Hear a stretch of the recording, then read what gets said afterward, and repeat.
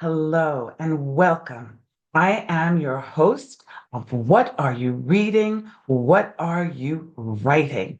Author Karen E. Osborne. I have five novels out.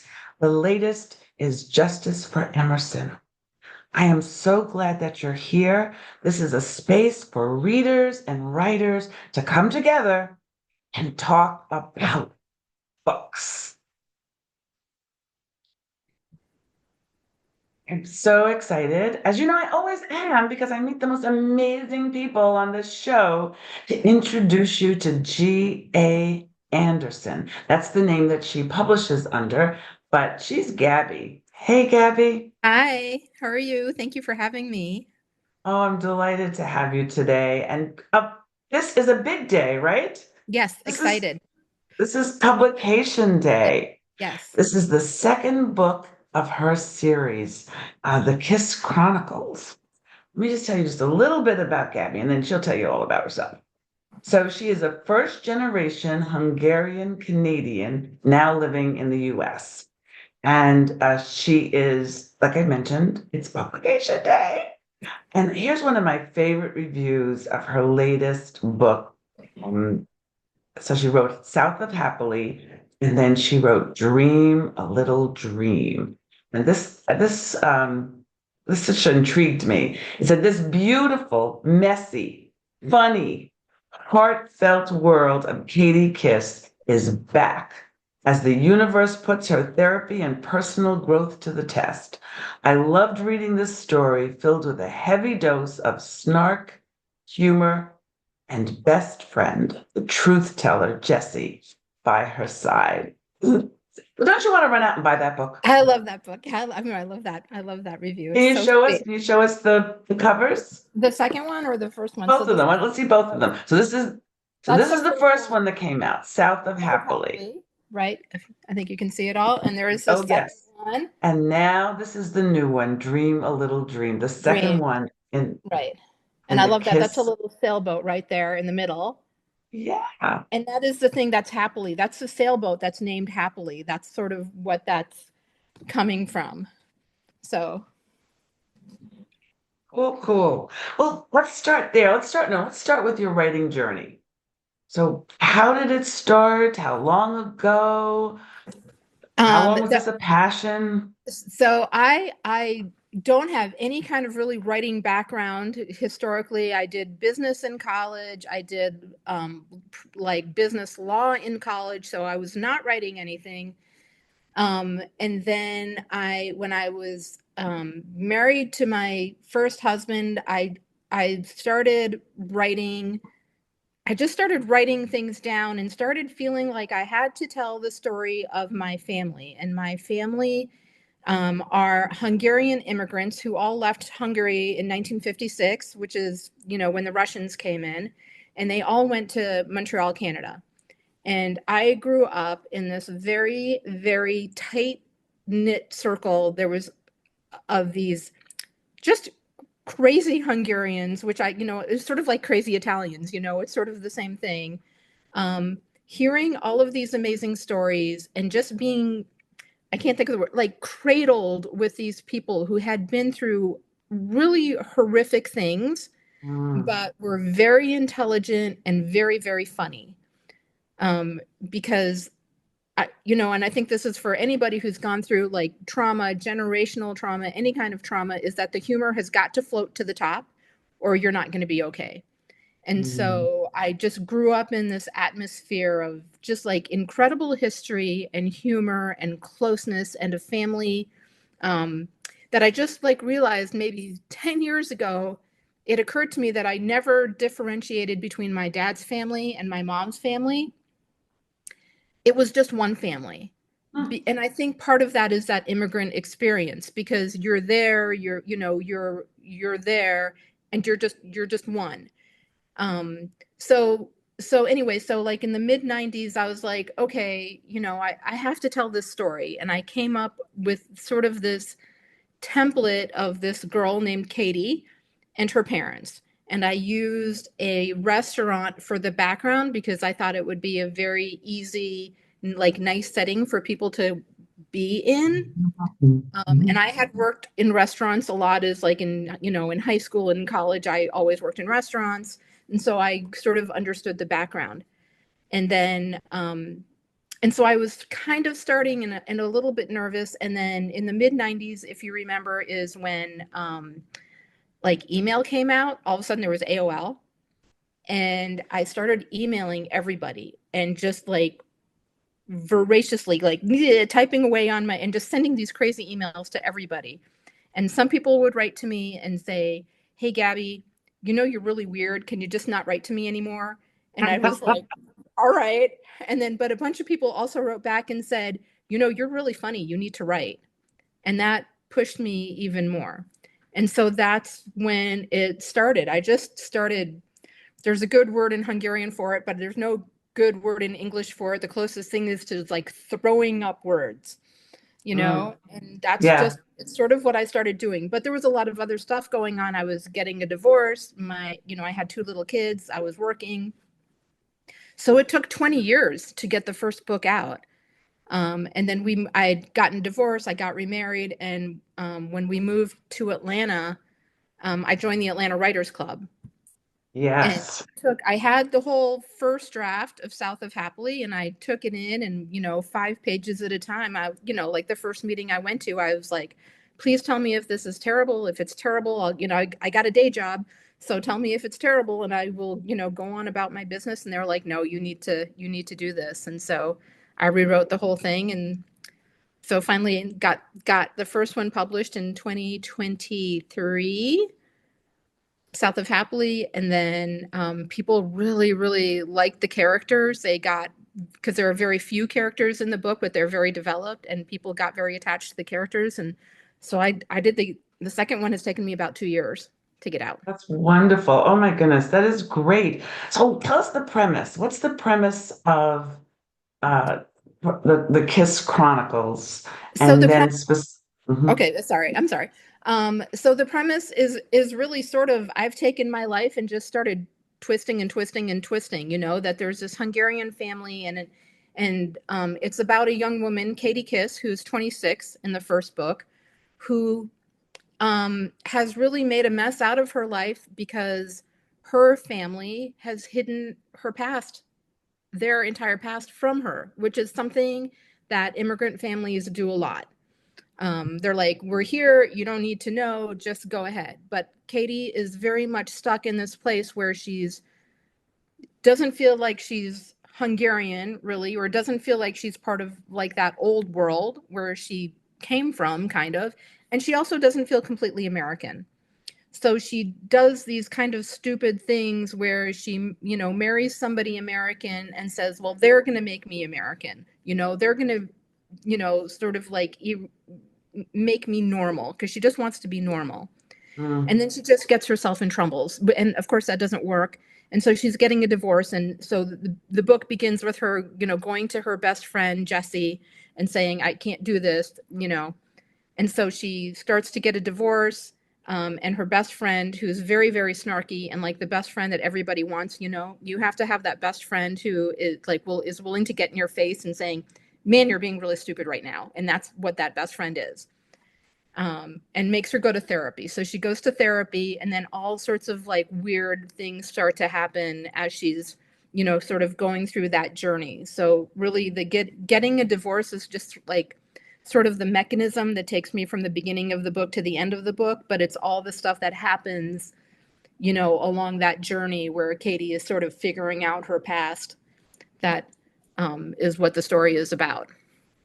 So let's stick with Katie for a minute. Okay. What you told us a little bit about her. What did you love about her? What's like, oh my goodness, I love this woman. What's Um, well, so Katie can be very, very irritating, especially at the beginning. And I know people have been irritated by her, and I've done book clubs where they're irritated by her, but then they start to love her because she's so human, and so flawed, but so willing to learn and listen and try.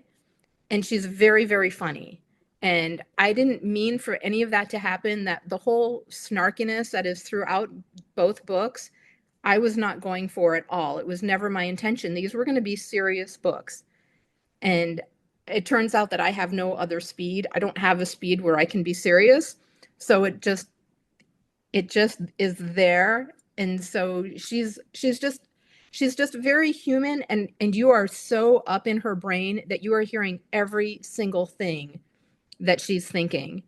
For instance, she goes to the therapist, and she's like basically getting dragged into the therapist kicking and screaming, because she's like, I don't have to go to therapy. My family doesn't do therapy. We don't talk about emotions, and Mhm. so she's in there, and she's in there in the first day going, I don't belong here. I don't eat soap. I don't lick doorknobs. I don't do that stuff. I don't need therapy.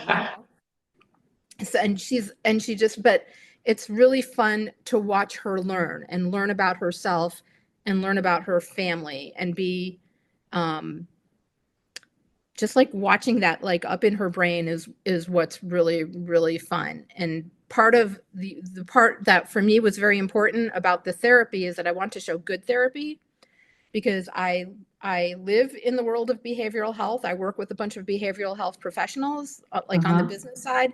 My husband is a therapist, my oldest daughter is a therapist, so for me it was very very important to represent good therapy instead of the bad therapist. So glad to hear that, Gabby, because 20 years of therapy here. So I'm a believer. It's yeah. See, I'm a I mean, believer, and I've had bad therapists. I've right. had people who didn't know what they were doing, but I had a therapist who helped me save my life. Oh wow. So It's therapy very is, important. yeah. Yeah. So let's one of the things that I really love, like in all of my novels, my protagonists have a best friend, and Mhm. Katie has Jesse. Yes. So I wondered if, and I've benefited in my life. My best friend since I was 12 years old is Oh still my wow. best friend Oh wow. now that I'm 77. Oh my gosh. We're still together. And my husband, who I met when I was 13, we're still together. So I believe in best friends. Do you have best friends like Jesse in your life? Have you Yes. enjoyed best friends? Yes, and Jesse is probably the character who is the most based off of somebody real. Mm. Because that friend is real, who will shake you, and just be who isn't afraid to hurt your feelings or tell you how it is, but still loves you so much, Yeah. and you can do both of those things you can do both of those things in the same space and Hmm. say, God, you're being so stupid right now, but I love you, and that's what Jesse is. And I've had people say Jessie needs her own book because people really love her, because she gets, even more in the second book. But that's, for me, it was important. Um, it was important for that relationship to be shown, and to show that you can have those kinds of friends. And that, people often are like, who needs who more? Does Katie need Jessie more, or does Jessie need Katie more? Which one needs more? And I think they both need each other, because Katie sort of humanizes Jessie. Jessie's pretty hardcore. She's not very tactful. And, you know, Jessie, just pulls Katie up and, says, you're being an idiot, you know? So your friend who is kind of Jesse, how did she feel about you writing her? Um, I think she thinks it's fair. I think she thinks it's a fair, fair display, or a fair, I can't think of the word, but yeah, I mean, it's hard to say that it would be anybody else. It just is. Yeah. And, So she's cool with it.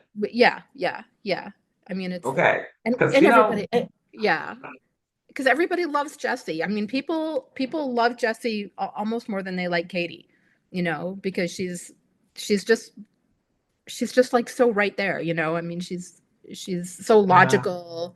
She's so logical, and I don't know, I just love her. I love her. She's wonderful. that's really, really good.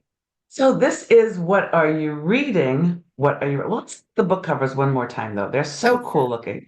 Let's just show those So books this is again. South of Happily, So and that's you the see, first one. yep.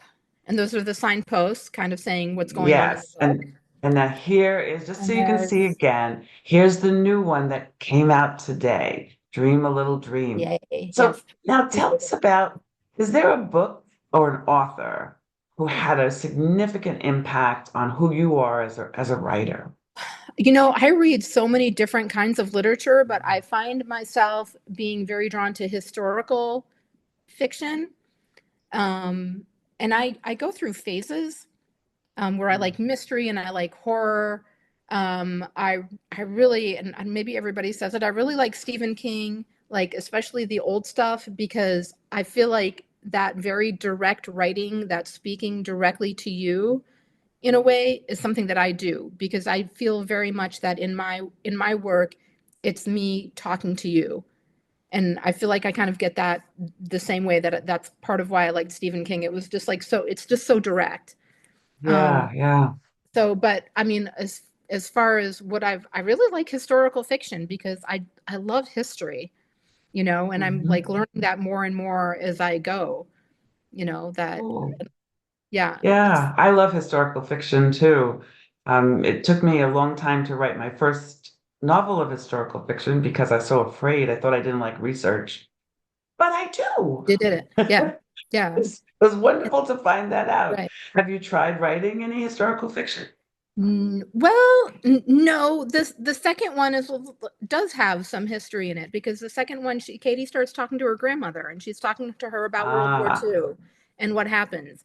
And I actually used my mom is 93 and she lives with us, and I am using her stories, not verbatim, but these are her stories that are in this book.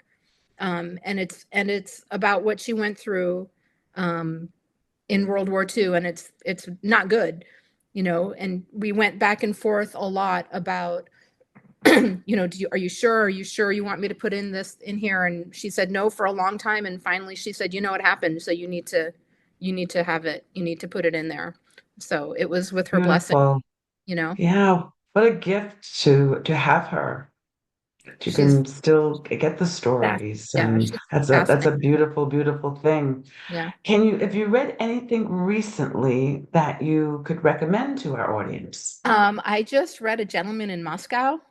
Oh, that was Um, so good. you read, loved it, and I actually did the audio version of it, and I thought he did a really good job of it. I think there was a couple times where he like loses like the accent a little bit, when he's Mhm. talking to Americans, but and again because it's historical fiction and just like the whole book is him inside of this hotel and that Yes, you can create an entire book not leaving a hotel and creating a whole existence that way. For me, I thought I really really enjoyed it. I thought it was really great. that was an excellent, Yeah. excellent book. I agree with you, and I do listen to a lot of books. I'm a big fan of audiobooks because you Right. can pick them anywhere, and Yeah. you could be doing other things. Right, And right, I do it while I work. Yeah, I listen while I work. well, this has been such a pleasure talking with you.